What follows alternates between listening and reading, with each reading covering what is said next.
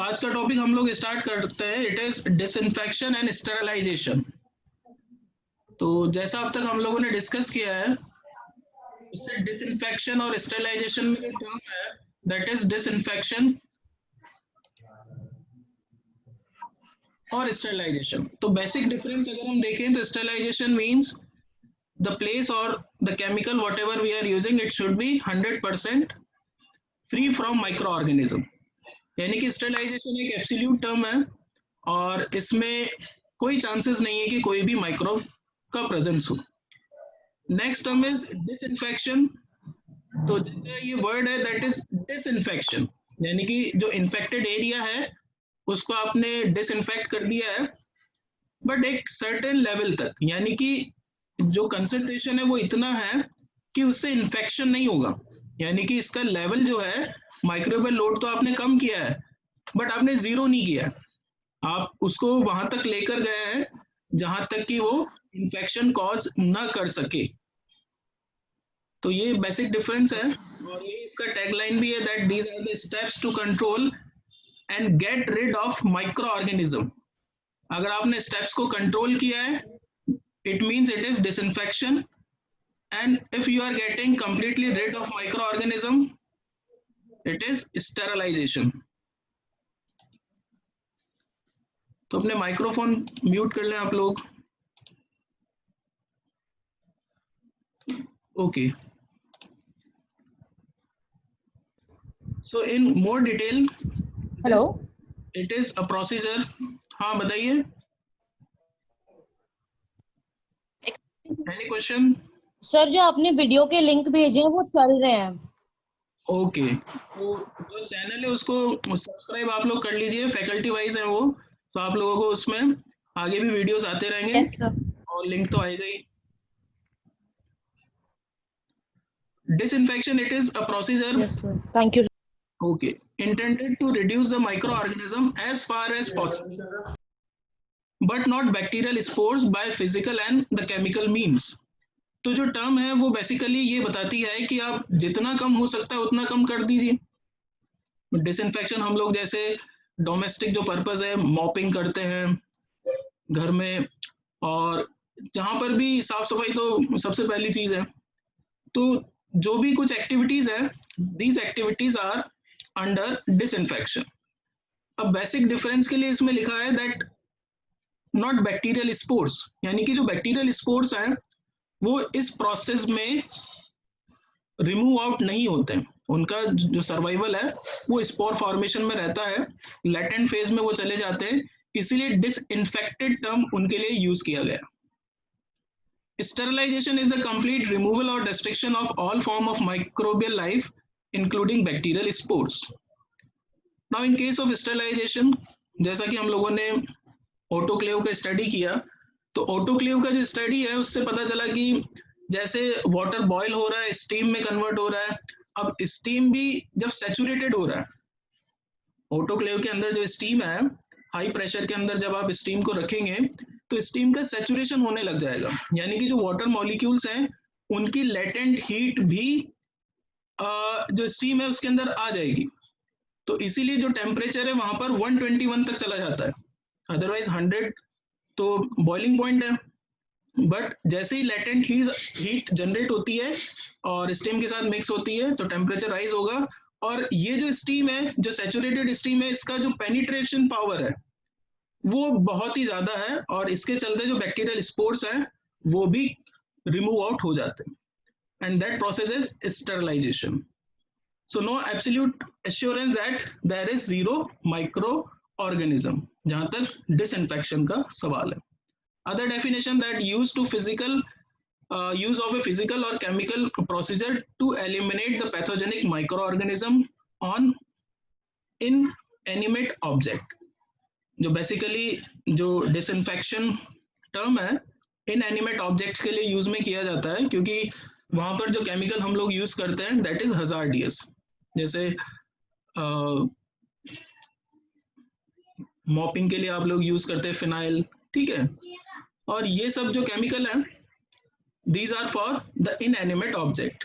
Now in case of sterilization, the use of physical or the chemical procedure to destroy all microbial life, including large number of highly resistant bacterial spores, as already discussed. So these are the chemical disinfectant. तो ये जो class है इसमें हम लोग दो type के disinfection और स्टेरिलाइजेशन के मेथड को फॉलो करेंगे, एक तो केमिकल, एक फिजिकल, क्योंकि दो टाइप से ये प्रोसेस होता है। जो फिजिकल मेथड है हम लोग जनरली अगर देखें ड्राइंग है, तो ड्राइंग अगर एक लेवल तक की जाए कि इतना मॉइस्चर कम हो जाए, बिकॉज मॉइस्चर के चलते ही बैक्टीरियल ग्रोथ होगा, फंगल ग्रोथ होगा, तो वो मॉइस्चर लेवल अगर हम इतना कम कर दें कि वो डिसइंफेक्ट हो जाए, मान लीजिए हमारे फूड ग्रेन है या हर्बल जो मेडिसिन है वो बनाए जाते हैं, तो प्लांट मटेरियल को इतना ड्राई किया जाता है कि वो डिसइंफेक्ट हो जाए, तो वो ड्राइंग का एक प्रोसीजर है and it is a type of physical method. जो केमिकल मेथड है हम लोग कुछ स्प्रे कर रहे हैं, ठीक है, तो वो जो लेवल है पेस्टिसाइड जैसे होता है, ठीक है, तो उस लेवल तक अगर जाता है तो उनमें देखा जाएगा कि जो कॉन्सेंट्रेशन है वो कितना होना चाहिए। तो बैक्टीरियल और जो फंगल है, जो पेस्ट है, उनको तो किल हो ही जाए, बट जो टॉक्सिसिटी है वो एक लेवल तक मेंटेन रहे। बिल्कुल भी टॉक्सिक नहीं होगा ऐसा तो नहीं है, but certain level ranges should be there. तो वन बाय वन हम लोग देखते हैं। First is alcohol. So alcohol, जैसे कि आप लोगों को पता है अभी हैंड सैनिटाइजर का टाइम चल रहा है, और alcohol is a very good disinfectant, और अगर इसको मेंटेन किया जाए तो कुछ टाइम के लिए, और कुछ जो ऑब्जेक्ट है उन पर ये एज ए स्टरलाइजेशन भी काम में करेगा। So there are the sir एक two चीज पूछनी है water सर। soluble। हाँ बताइए। सर जैसे अभी आपने कहा कि उसके अंदर हैंड सैनिटाइजर में अल्कोहल यूज किया जा रहा है, तो सर वो अल्कोहल तो जैसे ईथर, वो क्या कहते हैं, सॉरी, एथेनॉल हो गया, वो यूज किया जा रहा है जो अभी हाल ही में बन रहा है हाँ है हाँ ना? तो जो अगर जो थोड़ा पुराना होगा तो सर वो इतना इफेक्ट तो करेगा ही नहीं ना, जो अभी अभी नया बन रहा है वो इफेक्ट कर रहा है। देखिए, अगर उसका अल्कोहल की जो प्योरिटी है वो मेंटेन है तो दोनों काम करेंगे। यहाँ पर देखो कम और ज्यादा की कोई बात नहीं है, यहाँ पर जो भी जो केमिकल होता है उसके लिए हम लोग चेक करते हैं कि वो कितना परसेंट प्योर है। अगर उसके जो प्योरिटी लेवल है वो रेंज में है तो वो नया और पुराना it doesn't matter, it will work out, ठीक है। Next one is the concentration required is 60 to 90%, जो हम लोग अभी हैंड सैनिटाइजर में भी देखते हैं कि 60%, 70%, 80% and 90%. So range is 60 to 90% in water. Mode of its action is denaturation of bacterial protein. तो अल्कोहल जैसे आप लोगों को पता है denaturation of protein वो करेगा। It's flammable and can be removed from disinfected article by flaming.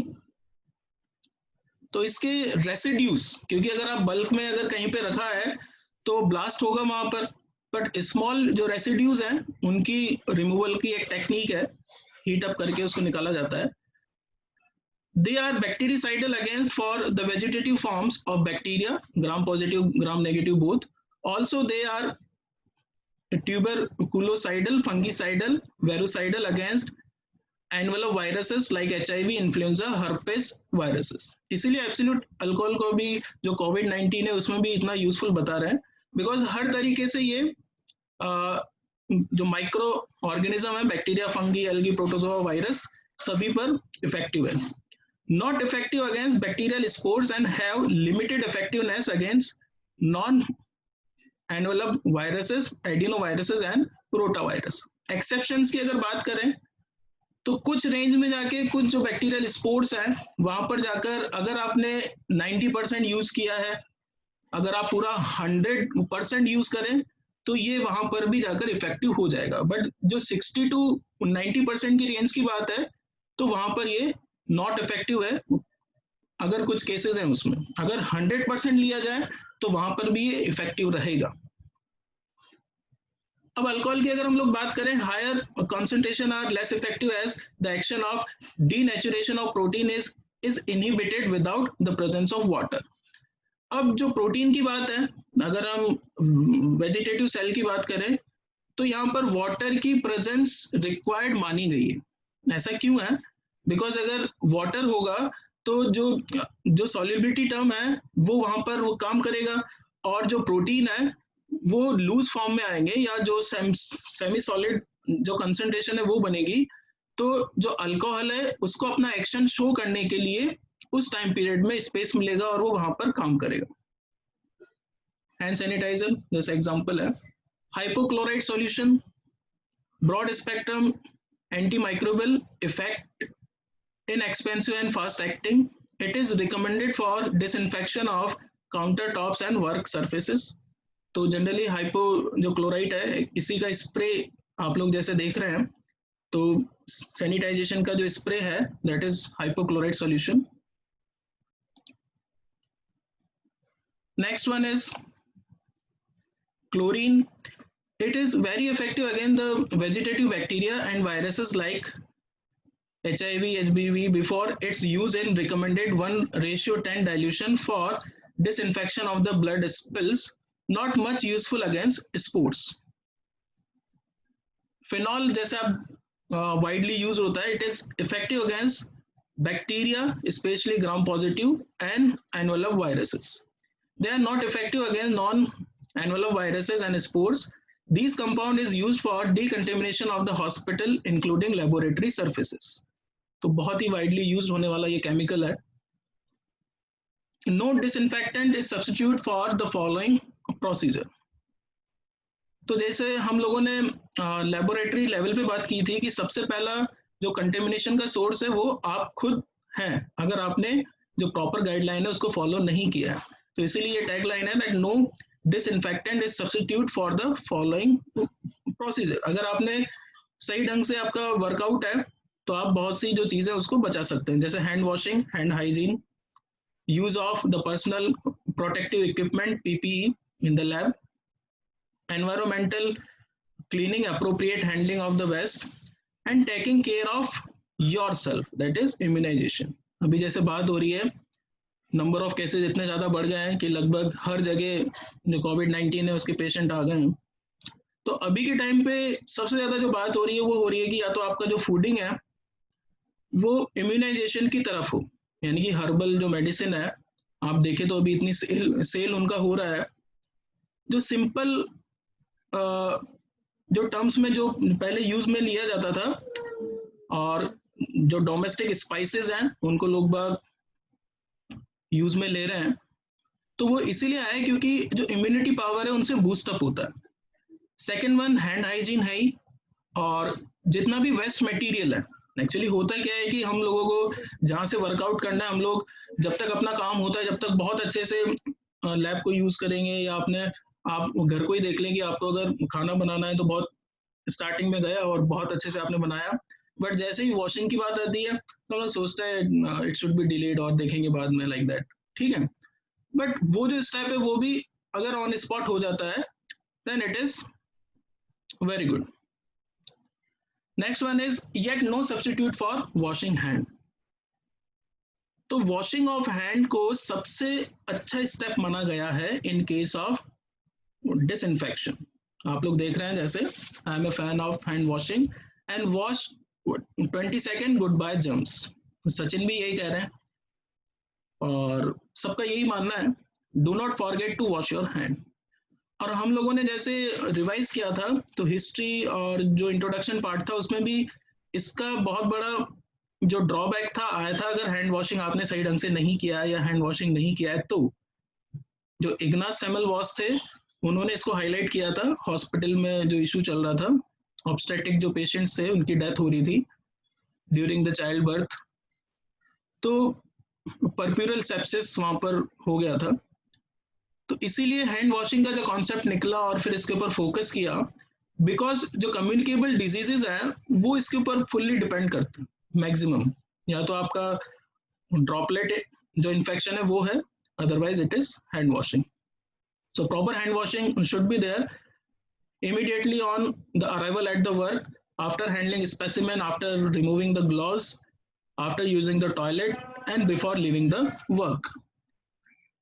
Now we will talk about sterilization.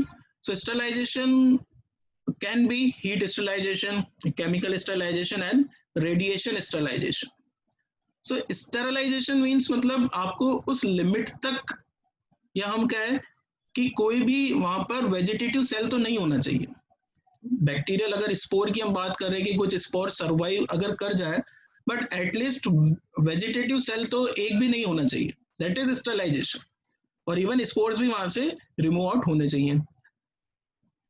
So it is divided in heat, chemical and radiation. अगर हम हीट की बात करें, the simplest, most effective and the inexpensive method, जैसे हम लोग oven को use करते हैं, आप लोगों ने ओवन तो यूज में लिए हैं लैब में, तो वो जो ओवन है, अगर उसका हम स्पेसिफिक जो कंडीशन है, जो टेम्परेचर है, यहाँ पर अभी स्टडी करेंगे जो इंडिविजुअल मेथड है उसमें, तो अगर वो कंडीशन मेंटेन कर लेते हैं 160 डिग्री 170 डिग्री फॉर 2 आवर्स, तो वो भी किसी भी मटेरियल को स्टरलाइज कर सकता है। बट वो मटेरियल उतना टेम्परेचर टॉलरेट कर पाए, ये इंपॉर्टेंट है।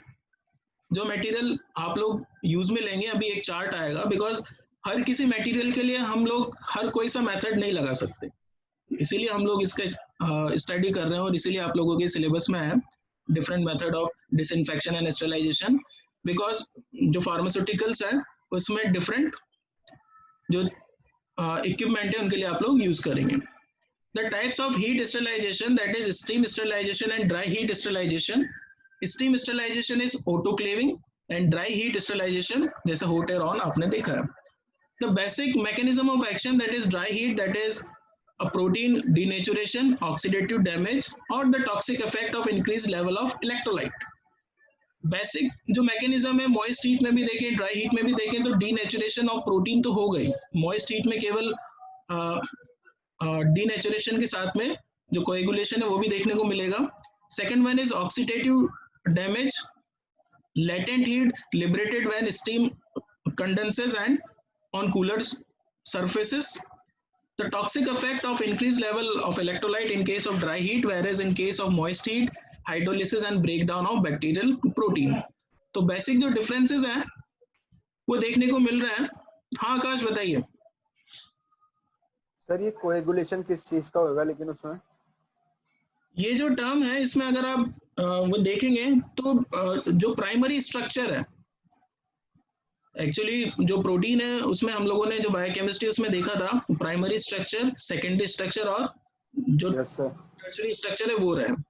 तो अगर आप उसका सेकेंडरी स्ट्रक्चर डिस्टर्ब हो रहा है, टर्शियरी स्ट्रक्चर डिस्टर्ब हो रहा है, बट जो प्राइमरी अगर वो रह जाता है तो उसके लिए टर्म है, otherwise it is completely denatured. Okay. Next one is steam sterilization, moist heat, autoclave जो हम लोगों ने देखा है।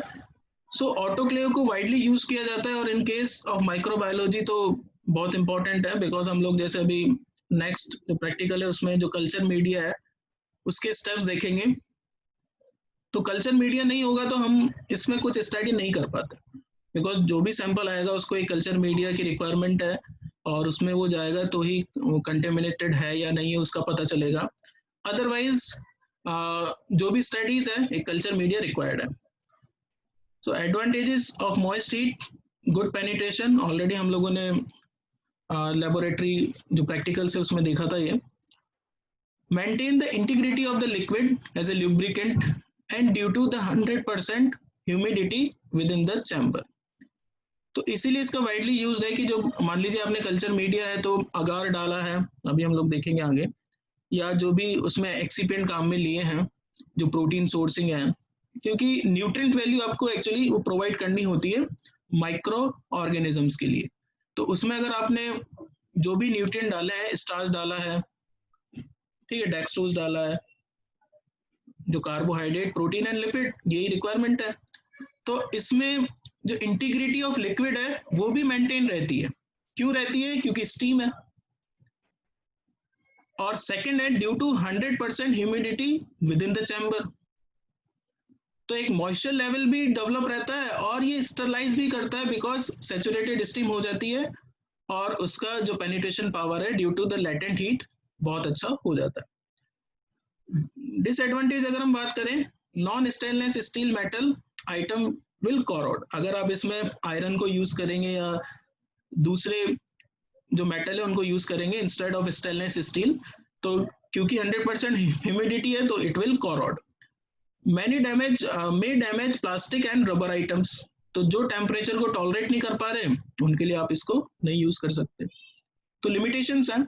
ड्राई हीट स्टरलाइजेशन, तो जैसा भी हम लोगों ने बात किया कि हॉट एयर ओवन भी एज ए स्टरलाइजर यूज में लिया जा सकता है अगर आप उसमें स्पेसिफिक जो कंडीशंस है वो मेंटेन करें. तो जो कंडीशंस है वो हैं heating at atmospheric pressure and often use a fan to obtain uniform temperature by circulation.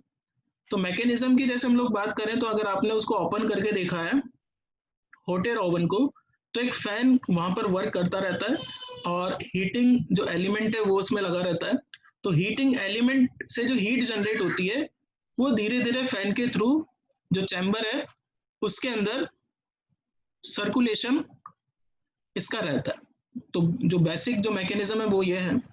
अब अगर आपने हीटिंग 180 डिग्री सेंटीग्रेड पे किया है फॉर हाफ एन आवर या 170 डिग्री सेंटीग्रेड पे किया है फॉर 1 आवर और otherwise 160 degree centigrade for 2 hours, तो अब फिर आपको स्टरलाइजेशन अचीव हो जाएगा इसमें.